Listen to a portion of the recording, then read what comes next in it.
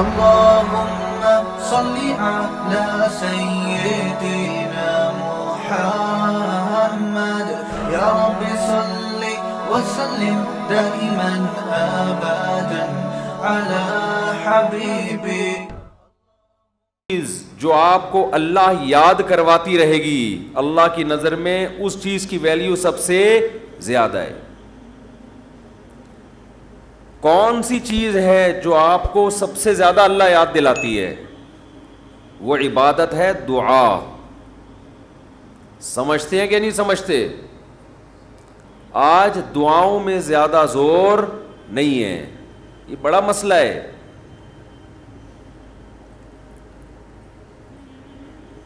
بھائی کچھ نہ کچھ وقت نکال کے ہاتھ اٹھا کے اللہ کے سامنے گڑ گڑایا کریں. آج ہم لوگوں نے دعائیں مانگنا چھوڑ دی ہیں. جب انسان اللہ کے سامنے دعا مانگتا ہے وہ اللہ سے باتیں کرتا ہے، اگر توجہ سے دعا مانگے. دعا ایسی چیز ہے کہ یہ اللہ اور بندے کا جتنا مضبوط کنیکشن بناتی ہے، اتنا کنیکشن دنیا کی کوئی اور عبادت نہیں بناتی.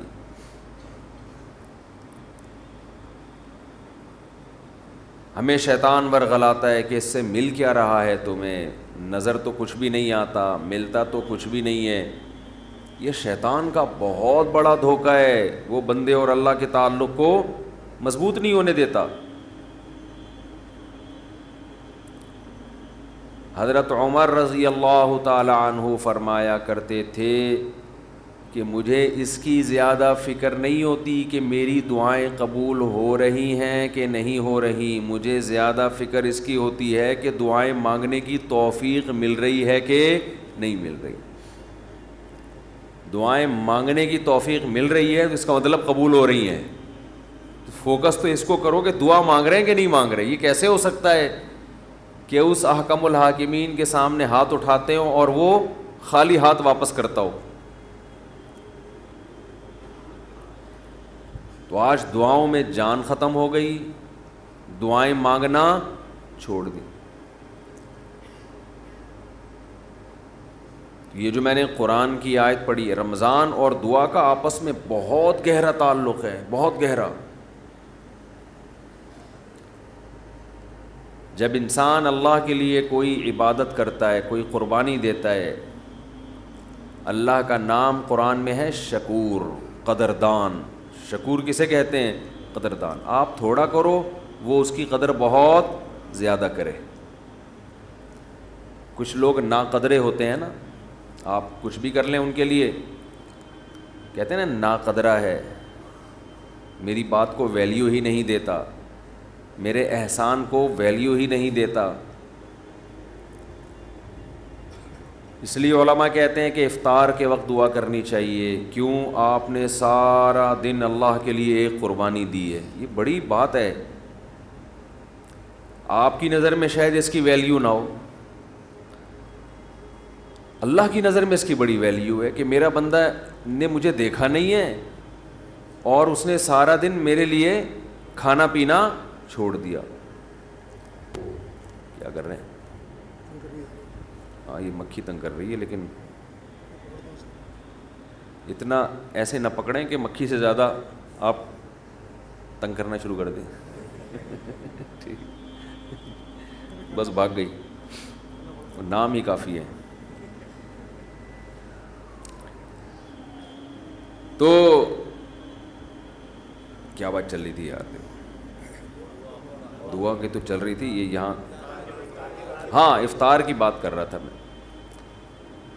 تو ہم اس کو شاید ہلکا سمجھتے ہوں، لیکن اللہ کی نظر میں یہ ہلکا عمل نہیں ہے. اللہ کہتے ہیں مجھ پر ایمان رکھتے ہیں، مجھے مانتے ہیں. اگر اللہ کو نہ مانتے ہوتے تو کوئی کسی کے کہنے پر کھانا پینا، آج کل تو لوگ ڈاکٹروں کے کہنے پہ نہیں چھوڑ رہے. ڈاکٹر کہتا ہے کہ آپ کو نقصان دے گا کھانا پینا، آپ ڈائٹنگ کرو، مت کھاؤ، پھر بھی کھا رہے ہیں لوگ کہ مر جائیں لیکن کھانا نہ چھوڑیں. تو کتنی بڑی اللہ کی رحمت ہے. اللہ تعالیٰ پورے رمضان میں ہم سے کھانا پینا چھڑوا دیتے ہیں، توفیق دے دیتے ہیں. تو میرے اور آپ کے دل میں شاید قدر نہ ہو، لیکن اللہ تو قدردان ہے، وہ اس عمل کی بہت زیادہ قدر کرتا ہے. اس لیے کہتے ہیں کہ افطار کے وقت دعائیں قبول ہوتی ہیں، تضرع کا وقت ہے، عاجزی کا وقت ہے. تو دعائیں خوب کثرت سے کیا کریں. دعاؤں میں عاجزی، گڑ گڑانا، لجاجت کرنا. نبی صلی اللہ علیہ وسلم نے فرمایا دعا رو کے مانگو، اور رونا نہ آئے تو رونے جیسی صورت بنا لو، صورت بنا لو رونے جیسی. ہمارے نبی نے ہمیں، کیونکہ اللہ کے سفیر ہیں نا، اللہ کا پیغام لے کر آئے، تو ہر چیز میں ہمیں گائیڈ کر دیا ہے. غیر مسلم کے پاس نہ مانگنے کا طریقہ ہے، کس سے مانگنا ہے یہ بھی نہیں پتہ، کیا مانگنا ہے یہ بھی نہیں پتہ. کبھی ادھر جا کے مانگ رہا ہے، کبھی ادھر جا کے مانگ رہا ہے، یہ بھی نہیں پتہ مانگنا کس سے، کیسے مانگنا ہے. کوئی یوں مانگ رہا ہے، کوئی کسی اور اسٹائل سے مانگ رہا ہے، یہ بھی نہیں پتہ. کون سے ٹائم پہ مانگنا ہے جس میں قبولیت کا امکان زیادہ ہے، یہ بھی نہیں پتہ. تو اللہ کے حبیب صلی اللہ علیہ وسلم نے ہمیں یہ بھی بتایا مانگنا کیا ہے، یہ بھی بتایا کس ٹائم پہ مانگنے کی فضیلت زیادہ ہے، اور یہ بھی بتایا مانگنا کیسے ہے، دل کی کیفیت کیا ہونی چاہیے، ظاہر کی کیفیت کیا ہونی چاہیے. تو سب سے زیادہ دیکھو، اللہ سے محبت ایک دفعہ دل میں تھوڑی سی چنگاری پیدا ہو گئی نا، تھوڑا سا تعلق اللہ سے کنیکشن بحال ہو گیا، اس کا دنیا میں سب سے پہلا فائدہ ملتا ہے سکون. اس کا جو دنیا میں سب سے فوراً کیش فائدہ ملتا ہے نا، کیش، وہ کیا ملتا ہے؟ سکون. آدمی اپنے آپ کو محفوظ سمجھنا شروع کر دیتا ہے کہ یار میں نے اپنے آپ کو کس کے حوالے کر دیا؟ اللہ کے. سب سے پہلا فائدہ یہ کہ بالکل ایسے جیسے ڈاکوؤں کا خطرہ ہو چاروں طرف سے، اور آپ نے دیکھا جی پولیس کی 3-4 موبائلیں ہمارے گھر کے قریب آ کے کھڑی ہو گئیں، آدمی لوگ سکون میں آ جاتے ہیں، یار کم از کم یہاں پر موبائل اسنیچنگ نہیں ہوگی، سکون سے سو جاؤ. تو جب انسان اللہ سے مانگتا ہے اور اپنے آپ کو اللہ کے حوالے کرتا ہے، اور اللہ تعالیٰ نے مانگنے میں کوئی شرطیں نہیں لگائیں، یہ بڑی زبردست بات ہے. کوئی شرطیں نہ کہ یہ والے قوائف پورے کرو گے تو پھر مجھ سے مانگو، ورنہ تمہیں مانگنے کی اجازت نہیں ہے. کوئی چرسی ہے تو جب تک چرس نہیں چھوڑے گا مجھ سے مانگ نہیں سکتا. کوئی بے نمازی ہے تو جب تک نمازی نہیں بنے گا مجھ سے مانگ نہیں سکتا. اللہ کہتے ہیں مجھ سے یہی مانگ لو، یہی مانگ لو، اللہ میں بے نمازی ہوں، مجھے کیا بنا دے؟ نمازی بنا دے. جو چیز نہیں ہے وہی مانگو اللہ تعالیٰ سے. وقال ربکم ادعونی استجب لکم، قرآن کہتا ہے، تمہارا رب کہتا ہے مجھ سے مانگو میں تمہاری پکار کو قبول کروں گا. اور کمال کی بات یہ ہے، پہلے مجھے اس آیت کی تفسیر سمجھ میں نہیں آتی تھی. اللہ کہتے ہیں مانگو میں تمہیں دوں گا، نہیں مانگو گے ایسے متکبرین کے لیے میں نے جہنم کی آگ رکھی ہے بھائی. یہ سمجھ سے بالاتر. میں آپ سے کہہ رہا ہوں مجھ سے قرضہ مانگو، آپ کہتے ہیں شکریہ جی آپ نے آفر کی، ضرورت ہوئی تو مانگیں گے، نہیں تو ٹھیک ہے جی بہت شکریہ. میں کہہ رہا ہوں اگر نہیں آئے نا مانگنے کے لیے، پھر دیکھو میں غنڈے بھیجوں گا، کٹ لگواؤں گا. آپ کہو گے یہ کون سا طریقہ ہے بھائی، یہ مجھ پر احسان کر رہے ہو یا گن پوائنٹ یہ زبردستی کروا رہے ہو کام؟ سمجھ میں آ رہی ہے بات کہ نہیں آ رہی ہے؟ آپ کہو گے یہ کون سا احسان کا طریقہ ہے. میں آپ سے کہہ رہا ہوں کہ آپ میری دعوت پہ آئیے گا، مجھے بڑی خوشی ہوگی، آپ کہیں گے تھینک یو، بہت شکریہ آپ کا، آپ نے یاد کیا ہمیں. پھر میں کہتا ہوں اگر نہیں آئے نا غنڈے بھیج کے میں کٹواؤں گا. آپ کہو گے یہ زیادہ ہو گئی ہے، یہ کیا ہو گئی ہے، یہ دعوت نہیں ہے، یہ تو ایک طرح کا جرمانہ ہے میرے اوپر لگا دیا تم نے. میں آپ سے کہتا ہوں بھائی میں علاقے کا ناظم ہوں, میں علاقے میں یہ تھانے کا میں ڈی ایس پی ہوں, کوئی مسئلہ ہو میرے پاس آنا. آپ کہیں گے سر آپ کا بہت شکریہ, آپ کا ٹرانسفر ہوتے ہی آپ نے سب سے پہلے مجھے یاد کی ہے, کوئی بھی ضرورت ہوگی آپ کو بتاؤں گا. آگے سے تڑی لگا دی. اگر تمہیں کوئی ضرورت پڑی اور نہیں بتایا نا ہے بھائی, سب سے پہلے لاکر میں تمہیں ڈالوں گا. تو آپ کہیں گے سر یہ آپ مجھے عزت دے رہے ہیں, یہ میری توہین کر رہے ہیں. تعجب کی بات ہوگی کہ نہیں ہوگی؟ تو اللہ تعالیٰ تو یہی انداز اختیار کر رہے ہیں کہ مجھ سے مانگو میں تمہیں دوں گا. ان الذین یستکبرون عن عبادتی سیدخلون جہنم داخرین. نہیں مانگا تو ایسے لوگ ذلیل ہو کر جہنم میں داخل ہوں گے. یہ کچھ بات سمجھ میں آ رہی ہے بھائی؟ یہ تو عجیب سی بات ہے نا کہ مانگو, نہیں مانگا تو میں نہیں چھوڑوں گا تمہیں. اصل بات یہ ہے کہ علاقے میں ایس ایچ او آیا, کوئی محلے کا دادا آیا, وہ آپ سے کہتا ہے کوئی پرابلم ہو بتانا, آپ کہتے ہیں بڑی نوازش آپ کی, پھر بھی آپ اس کو پرابلم نہیں بتاتے, وہ غصہ نہیں آتا, اس کو غصہ نہیں آتا, اس لیے کہ وہ مخلوق ہے, وہ عاجز ہے. اسے پتہ ہے کہ بعض دفعہ بندے کو کام پڑتا ہی نہیں ہے, بعض دفعہ پڑتا ہے تو اس کے کوئی دوسرے تعلقات ہوتے ہیں, بعض دفعہ کام پڑتا ہے لیکن وہ چاہتا ہی نہیں ہے کہ کام ہو, ایسا ہی رہے معاملہ. لیکن اللہ کے ہاں یہ تینوں آپشن آپ کے پاس نہیں ہیں. آپ یہ کہیں کہ اللہ تو نے مجھ سے کہا تھا کہ میں تجھ سے مانگوں, لیکن میری کوئی ایسی ضرورت ہی نہیں جو میں مانگوں تجھ سے. یہ کہہ سکتے ہو کیا ہے بھائی؟ اس کا مطلب تم اللہ سے مستغنی ہو گئے. اللہ کے دیے بغیر بھی تمہیں دائیں بائیں سے تمہارے کھانچے کھلے ہوئے ہیں, جو اگر کھلے ہوئے ہیں تو وہ کھانچے کس کے اختیار میں ہیں؟ وہ تو اللہ کے ہاتھ میں ہیں. آپ یہ بھی کہہ سکتے ہو کہ مجھے اس لیے مانگنے کی ضرورت نہیں کہ میرے تو سارے مسائل حل ہو رہے ہیں, میں صبح میری جاب لگی ہوئی ہے, میری تنخواہ ہے, ایک ملٹی نیشنل کمپنی میں اچھی سیٹ پر بیٹھا ہوا ہوں میں, میری سیلری گھر آ جاتی ہے, مہنگائی بھی نہیں ہے, پیٹرول بھی نئی حکومت نے سستا کر دیا ہے وغیرہ وغیرہ, تو اب تو کوئی مسئلہ ہی نہیں ہے. تو اللہ کہے گا اگر کوئی مسئلہ نہیں ہے بالفرض, اول تو پاکستان میں ہو اور مسئلہ نہ ہو, یہ ہو نہیں سکتا. یہ تو پھر اس کا مطلب ہے آپ سو رہے ہیں, آپ کی کوئی اٹھائے گا اور آنکھ کھل جائے گی آپ کی. تو آپ کے ساتھ اگر کوئی مسئلہ نہیں ہے, آپ ان اسباب کو دیکھ رہے ہو, اس کا مطلب آپ سمجھتے ہو کہ ہوتا اسباب سے ہے, اللہ سے نہیں ہوتا. بھئی اللہ تو جب چاہے ان اسباب کو فیل کر دے. آپ اپنے آپ کو خدا سے مستغنی سمجھ رہے ہو, آپ سمجھ رہے ہو مجھے خدا کی ضرورت نہیں ہے. اس پر اللہ عذاب دے گا کہ تو اپنے آپ کو یہ سمجھ کیسے بیٹھا کہ تجھے ضرورت نہیں ہے میری. یہ ایسے محلے کا کوئی دادا آیا اور سارے کام اس کے ہاتھ میں,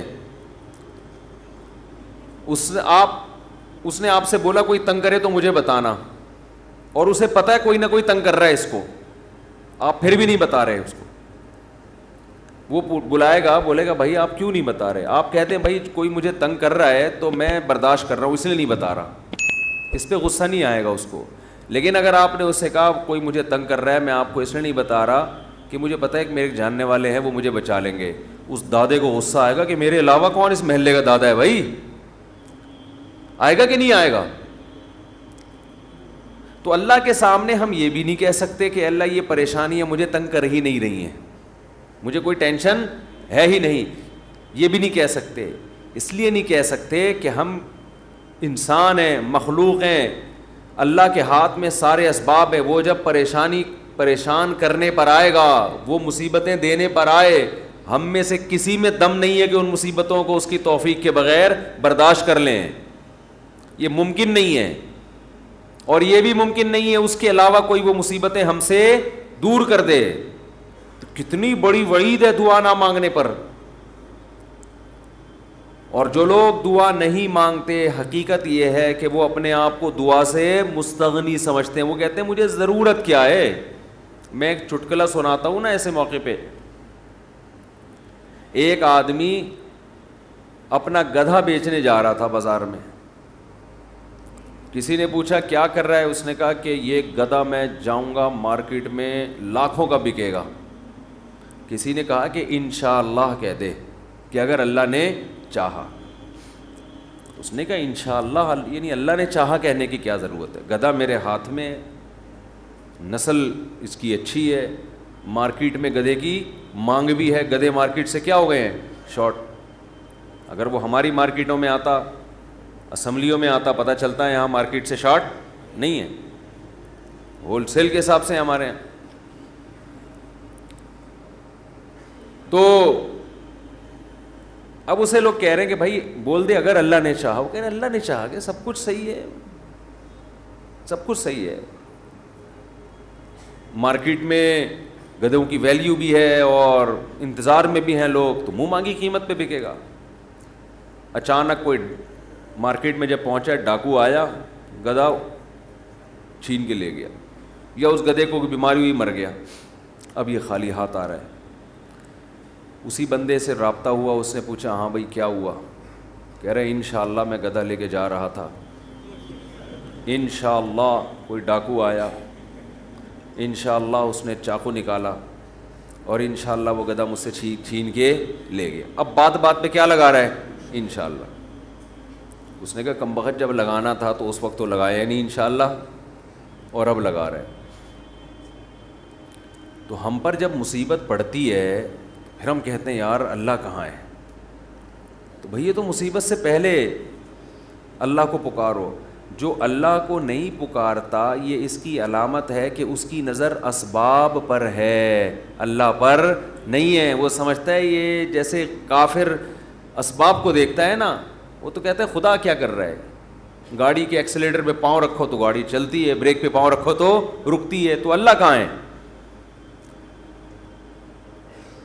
تو اللہ کو اگر نہیں کوئی پکارتا تو اللہ اس کا مطلب پھر یہ سمجھتے ہیں کہ یہ سمجھتا ہے کہ اس کو میری ضرورت نہیں ہے. یہ بہت بڑا جرم ہے. بات بات پہ اللہ سے دعا مانگا کرو. پیغمبروں کی کتنی دعائیں اللہ نے قرآن میں نقل کی ہیں، بات بات پہ دعائیں مانگتے تھے، بات بات پہ. دعائیں یاد کریں، دعائیں. ایک کتاب آتی ہے مناجات مقبولہ، یہ نام نوٹ کر لیں. کیا نام ہے اس کا؟ مناجات مقبولہ. ہر کتاب ہر لائبریری سے مل جائے گی، یہ جو جتنے بھی کتب خانے ہوتے ہیں نا.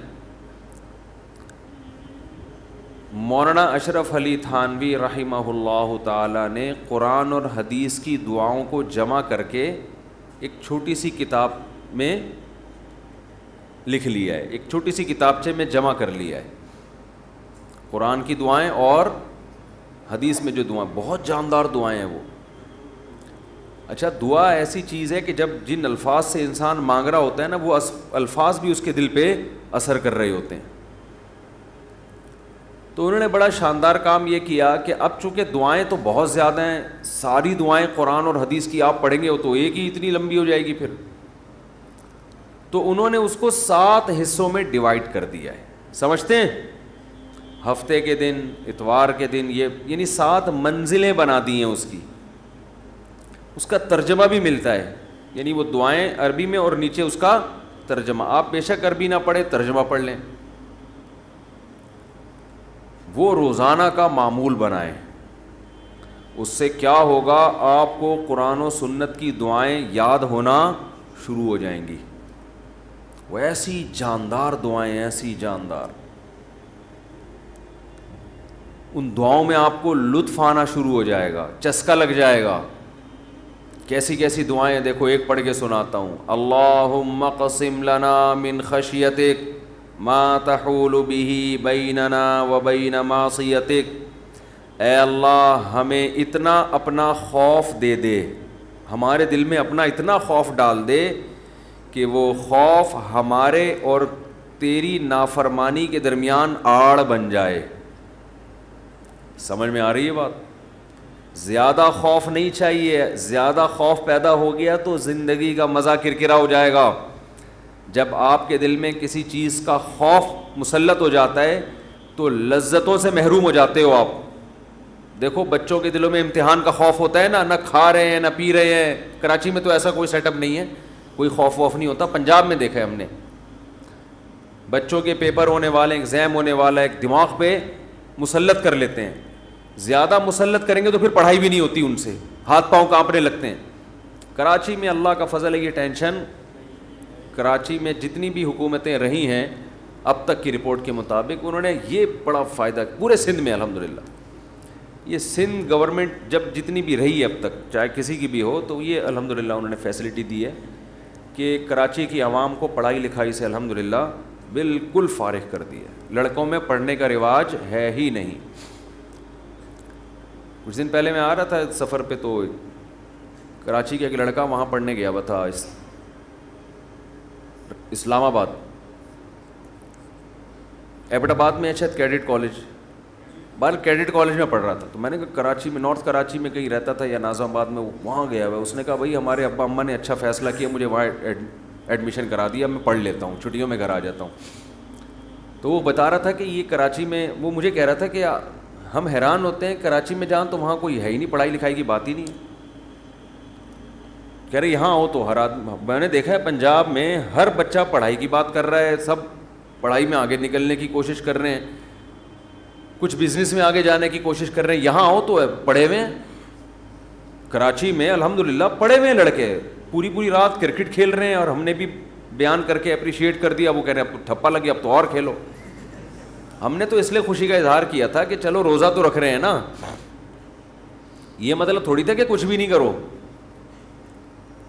تو یہاں الحمدللہ یہ سہولت ہے کہ یہاں آپ پڑھنے کے علاوہ دنیا کا ہر کام کر سکتے ہیں کراچی میں, اور پڑھے بغیر آپ کو ڈگریاں مل جاتی ہیں. وہ الگ بات ہے, اپنا بھی بیڑا غرق اور قوم کا بھی بیڑا غرق ہوتا ہے. نہ خود کچھ آتا ہے, نہ ترقی تھوڑی کر سکتا ہے آدمی فالتو ڈگریاں لے کے, وہ پکڑا جاتا ہے کہیں نہ کہیں. ایک ہمارے مشہور ڈاکٹر تھے جو بڑے اچھے ڈاکٹر تھے, کیا ہیں ڈاکٹر, جب ان کی جعلی ڈگریاں پکڑی گئیں, لوگوں نے کہا یار ڈگری کو چھوڑو, بندہ میں قابلیت ہے. تو وہ تھوڑے دنوں میں قابلیت کبھی ایسی کی تیسی ہو گئی. جو اندر سے ہوتا ہے نا تھوڑے دنوں میں آدمی وہ آ جاتا ہے, آپ چھپا نہیں سکتے زیادہ عرصہ. تو جعلی ڈگریاں جعلی ہی ہوتی ہیں, پکڑا جاتا ہے آدمی. تو میں یہ بتا رہا تھا کہ قرآن کیا کہتا ہے, حدیث کیا کہتی ہے, نبی نے دعا سکھائی کہ اے اللہ اتنا خوف, زیادہ خوف مسلط ہو گیا تو پڑھائی سے بھی گئے, نیند سے بھی گئے, کھانے سے بھی گئے. تو اللہ کا بھی اگر زیادہ خوف پیدا ہو گیا صحت بھی خراب ہوگی. بعض لوگوں کے دل میں جہنم کی آگ کا بہت خوف مسلط ہو جاتا ہے, وہ عبادت سے بھی جاتے ہیں, پھر وہ لائف کو جتنا انجوائے کرنا چاہیے جس شریعت نے اجازت دی اتنا بھی نہیں کر پاتے. تو اس لیے ہمارے نبی نے دعا سکھائی, اللہم اقسم لنا من خشیتک ما تحول به بیننا وبین معصیتک. یہ میں مناجات مقبولہ کی دعاؤں کا ایک تھوڑا سا تعارف پیش کر رہا ہوں آپ کے سامنے کہ کتنی پیاری دعائیں ہیں. اے اللہ ہمیں اتنا خوف اپنا دے دے جو ہمارے اور تیری نافرمانی کے درمیان آڑ, کیونکہ خوف کا مقصد ڈرنا برائے ڈرنا نہیں ہے, خوف کا مقصد ہے جہنم سے بچنا, اور وہ جب بچیں گے جب گناہ سے بچیں گے. تو کم سے کم اتنا خوف تو ہو کہ جب گناہ کی طرف دل مائل ہو تو تیرا خوف رکاوٹ بن جائے, گناہ سے روک لے ہم کو. وَمِن طَاعَتِكَ مَا تُبَلِّغُنَا بِهِ جَنَّتَكَ, اپنی اطاعت کا اتنا جذبہ دے دے جو ہمیں جنت تک پہنچا دے. کیا ہو گیا بھائی, کیا ہوا؟ اچھا, وَمِن طَاعَتِكَ مَا تُبَلِّغُنَا بِهِ جَنَّتَكَ, یہ اسی کی تکمیل ہے.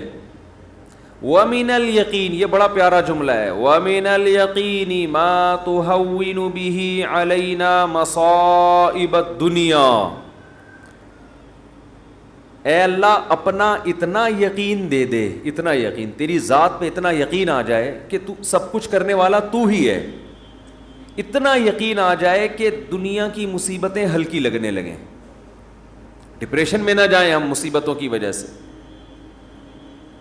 جو اللہ کو نہیں مانتے نا, جب وہ دیکھتے ہیں کوئی ٹینشن آ رہی ہے تو وہ کہتے ہیں یار اس ٹینشن کی یہ وجہ ہے اور یہ وجہ تو ختم نہیں ہوگی, تو میں تو ٹینشن میں زندگی گزاروں گا, وہ خودکشی کی طرف جائیں گے.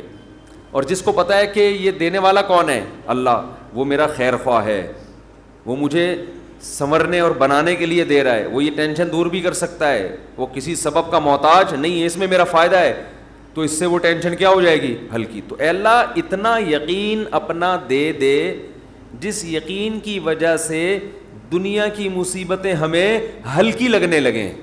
اگر اتنا بھی یقین نہیں ہے تو یہ یقین نہیں ہے. وَمِنَ الْيَقِينِ مَا تُهَوِّنُ بِهِ عَلَيْنَا مَصَائِبَ الدُّنْيَا وَمَتِّعْنَا بِأَسْمَاعِنَا وَأَبْصَارِنَا وَقُوَّاتِنَا أَبَدًا مَا أَبْقَيْتَنَا. اے اللہ تو نے ہمیں آنکھ کی نعمت دی, سننے کی نعمت دی, بولنے کی نعمت دی, چلنے کی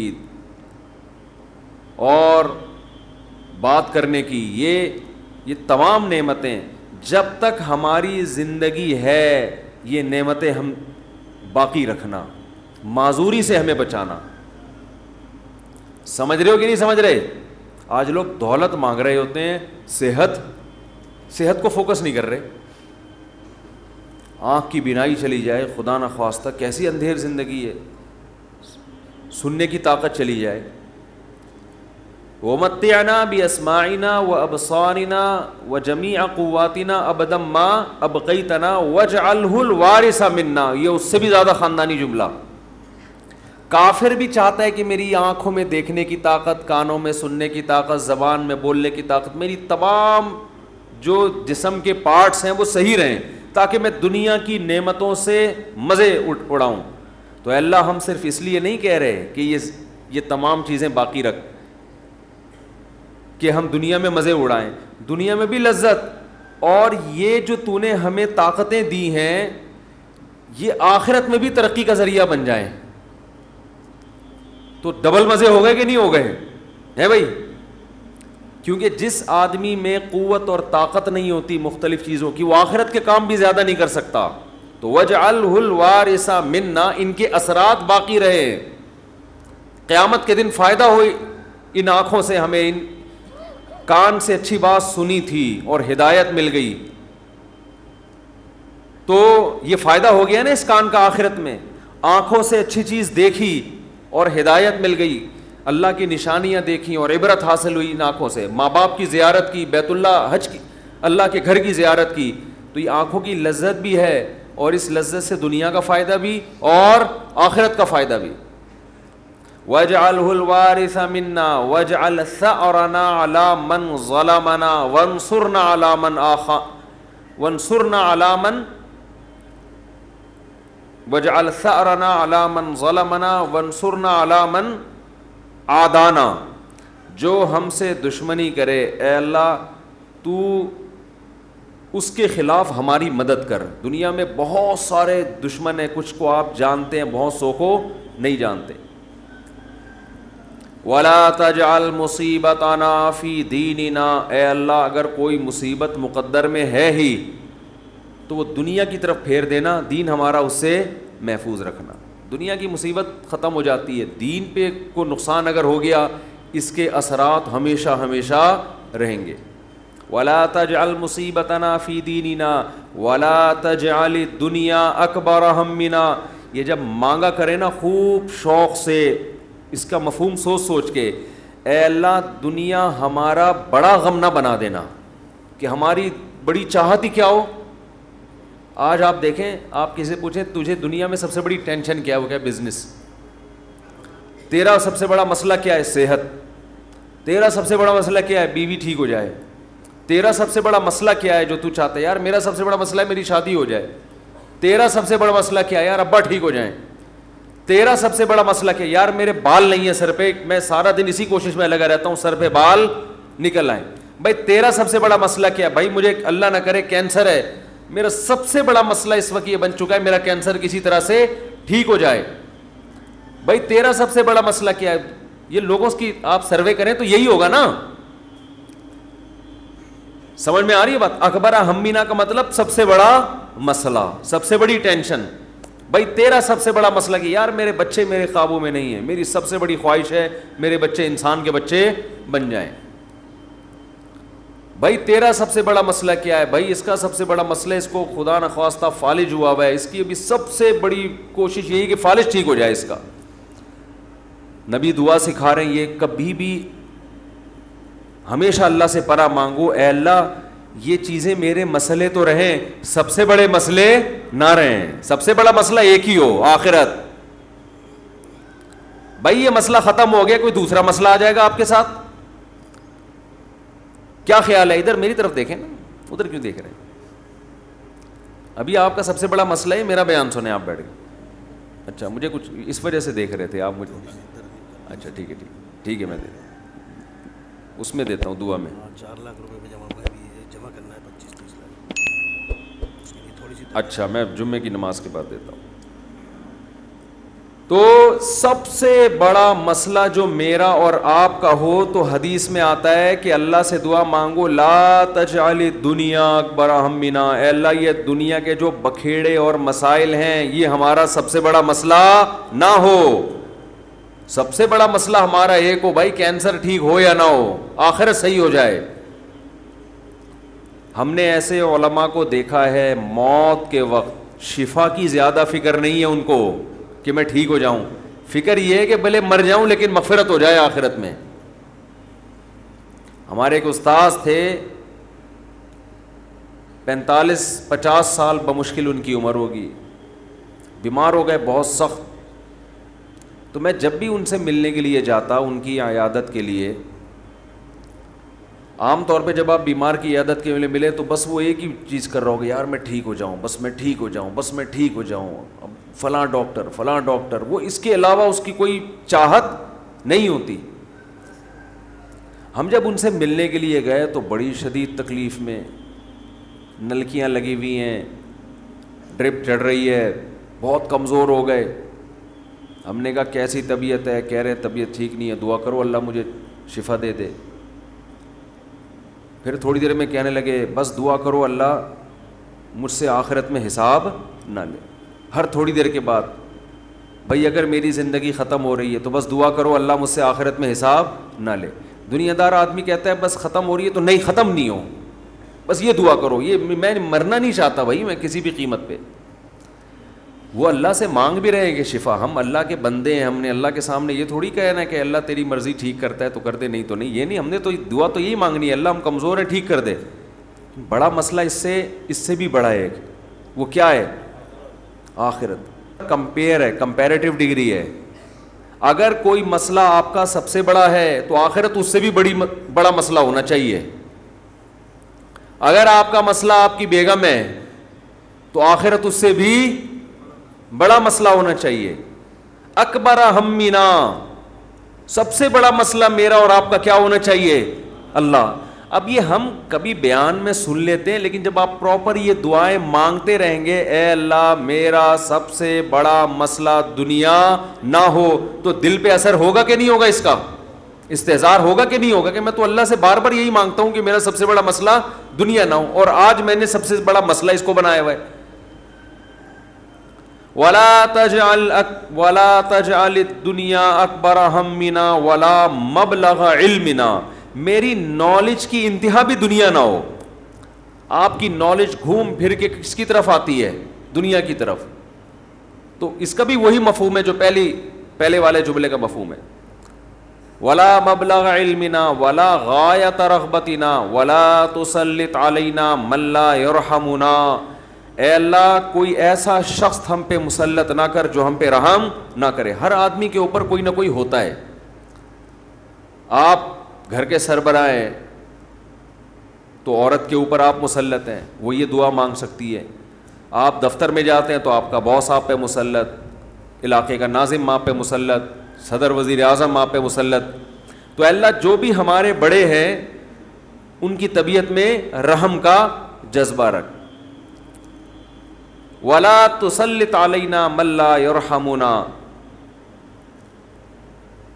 وَلَا لا تجعل الدنیا اکبر ہمنا ولا مبلغ علمنا ولا غایت رغبتنا ولا تسلط علینا من لا یرحمنا۔ یہاں تک دعا ہے یہ، اور بہت ساری دعائیں ہیں۔ اللہم اجعل حبک احب الاشیاء الی، اے اللہ میں دنیا میں جتنی چیزوں سے محبت کرتا ہوں، میں نہیں کہہ رہا کہ وہ محبت ختم کر دے، اپنی محبت ان تمام چیزوں پہ غالب کر دے۔ سب سے محبت ہو، لیکن جہاں تیری محبت اور مخلوق کی محبت میں ٹکراؤ ہو وہاں غالب کون ہو؟ تیری محبت۔ کیا مطلب؟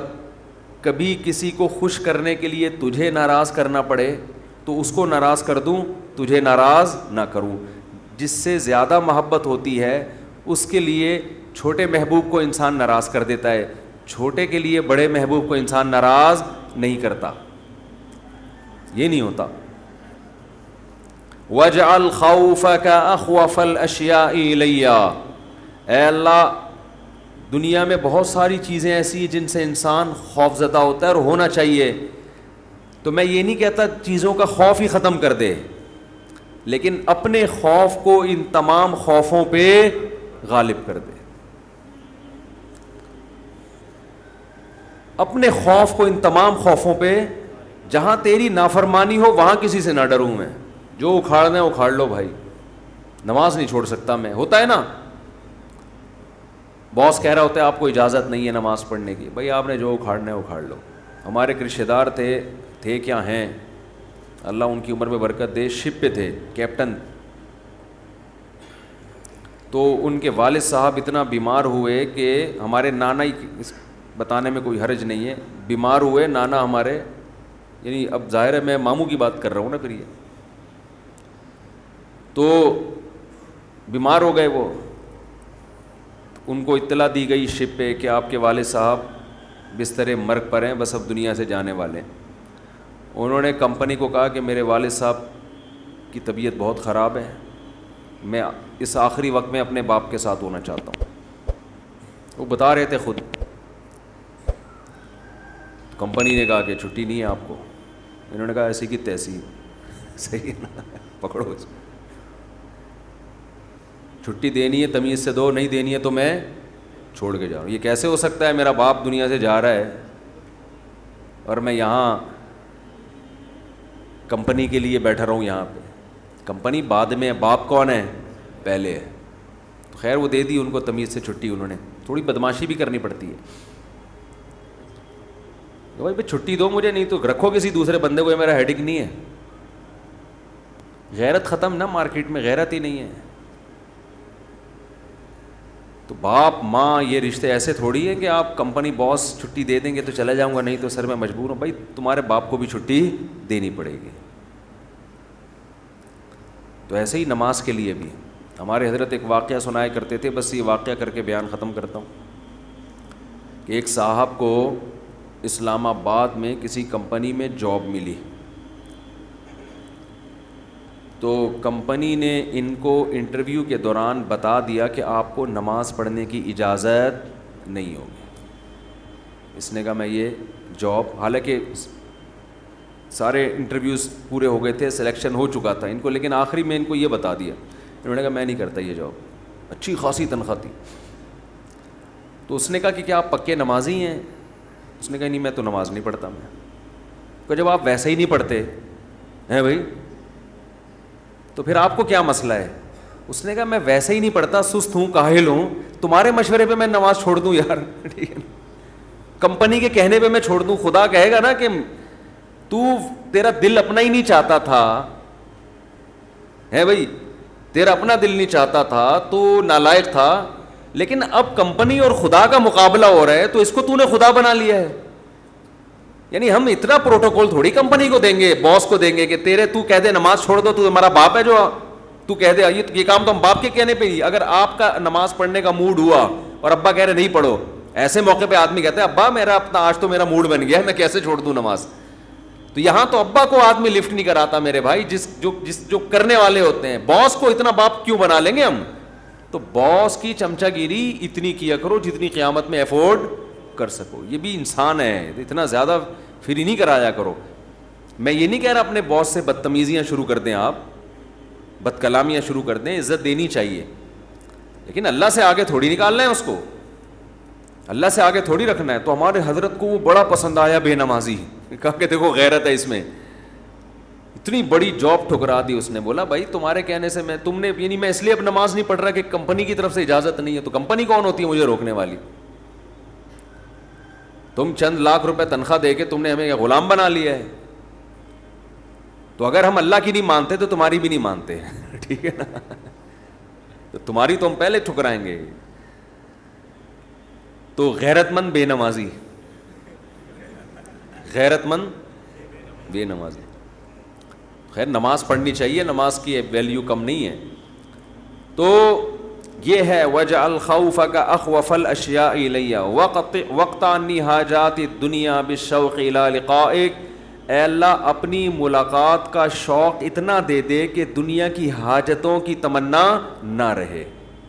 اتنا شوق ہو جائے کہ اس دنیا میں سب سے بڑا شوق ہی یہ بن جائے. تو پھر یہ ثانوی درجے میں ہوں. اور آخری جملہ اس دعا کا وَإِذَا أَقْرَرْتَ أَعْيُنَ أَهْلِ الدُّنْيَا مِن دُنْيَاهُمْ فَأَقْرِرْ عَيْنِي مِنْ عِبَادَتِكَ. اے اللہ جب لوگوں کی آنکھیں اس دنیا سے ٹھنڈی ہوں, کسی کا کو پتہ چلا کہ بحریہ ٹاؤن میں 3 پلاٹ اس کے نام نکل آئے, آنکھیں ٹھنڈی ہو گئیں, بتاتا پھر رہے ہو بھائی ماشاءاللہ ادھر رشتہ ہو گیا, ہاں بھائی مفتی صاحب کا بیان اثر کر گیا ہے, آنکھیں ٹھنڈی ہوتی نا, گاڑی آ گئی, پیسہ آ گیا. تو اے اللہ اس وقت میری آنکھیں اپنی عبادت میں ٹھنڈی کرنا, مجھے عبادت کی ایسی لذت دے دے اپنے سامنے راز و نیاز اور مناجات کی, اور اپنے سامنے دعا مانگنا اور نماز پڑھنا اور تیری تلاوت کرنا اور تیری عبادت کرنا, تیرے سے تعلق ایسا ہو جائے کہ میری آنکھیں دنیا سے ٹھنڈی نہ ہو. مجھے مزہ کس میں آئے؟ تجھ سے راز و نیاز کرنے میں. یہاں بھی یہ نہیں کہا جا رہا مجھے دنیا نہیں دینا, مجھے پلاٹ نہیں چاہیے, مجھے گاڑی نہیں چاہیے. چاہیے بھائی, کون مستغنی تھوڑی ہے ہم اللہ سے, سب کچھ چاہیے. لیکن جو لذت ہو نا, لذت وہ ان چیزوں میں نہیں ہو, ان ٹکڑوں میں, کھلونوں میں. لذت کس میں ہو؟ آخرت میں, تجھ سے تعلق میں. تو وہ خرید لیں مناجات مقبولہ, کیونکہ دعائیں تو بہت ہیں نا, ہم کن کن دعاؤں پہ بیان کرتے رہیں. تو ایک دن ہفتے کو آپ نے جو اس میں لکھا ہوا ہے ہفتے کو یہ پڑھے, اتوار کو, آسانی کے لیے, ترتیب کے لیے. تو اس سے پورا ہفتہ 1 دن 2 دن 3 دن 4 دن پھر پڑھتے رہیں گے تو وہ دعائیں آہستہ آہستہ آپ کو یاد ہونا شروع ہو جائیں گی. پھر ایک دن آپ آٹو پہ ہو جائیں گے, ٹھیک ہے نا. جیسے میں بعض چیزوں پہ آٹو پہ ہو گیا ہوں, خود بخود منہ سے نکلنا شروع ہو جاتی ہیں, خود بخود. کچھ چیزیں ہیں وہ پھر کبھی بیان میں بتاؤں گا انشاءاللہ. تو وہ آٹو پہ آ گیا ہوں میں, تو وہ خود بخود ہونا شروع. تو وہ آپ کو دعائیں آہستہ آہستہ خود بخود یاد, اور آپ کو محسوس ہوگا آپ کے دل کی کیفیت آہستہ آہستہ چینج ہو رہی ہے. اللہ تعالیٰ سمجھنے کی عمل کی توفیق عطا فرمائے.